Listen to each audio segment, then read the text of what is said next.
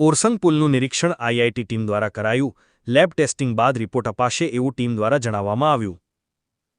છોટાઉદેપુર જિલ્લાના બોડેલી પાસે આવેલ ઓરસંગ નદી ઉપર આવેલા પુલનું નિરીક્ષણ આજ રોજ આઈઆઈટીની વિશેષ તકનીકી ટીમ દ્વારા કરવામાં આવ્યું. પુલની સ્થિતિ અને મજબૂતી અંગે મૂલ્યાંકન કરવા માટે વિવિધ ટેકનિકલ પરીક્ષણો કરવામાં આવી રહ્યા છે. ટીમ દ્વારા પુલના વિવિધ ભાગોની તપાસણી સાથે લેબ ટેસ્ટિંગ માટે નમૂનાઓ લેવામાં આવ્યા છે. આ ટેસ્ટના આધારે વિગતવાર રિપોર્ટ તૈયાર કરવામાં આવશે, જેની આધાર પર પુલની સ્થિતિ અંગેનો અંતિમ નિર્ણય લેવામાં આવશે.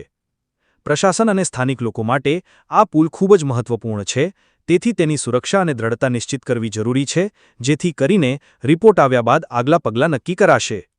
आशा न्यूज़ गुजराती रिपोर्टर जहीर सैयद, बोडेली, छोटाउदेपुर। विक्रम दलवी है और हम लोग अभी आईआईटी से हम लोग यहाँ पे आए हैं अपना बोडेली में ओसरंग ब्रिज में एनएच थ्रू आए हैं।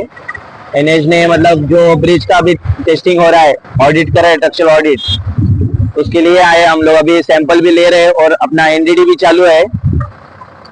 बस हो गया ना बस सर। कितने टाइम में आ जाएगा इसका रिपोर्ट कम से कम 20 या 25 दिन लगेंगे। मतलब सैंपल जो कलेक्ट किया है उसका ये करने के लिए और अपना एनडीडी ये करने के लिए 20 से 25 दिन लगेंगे। मतलब आपका नाम क्या और हुद्दा क्या आपका?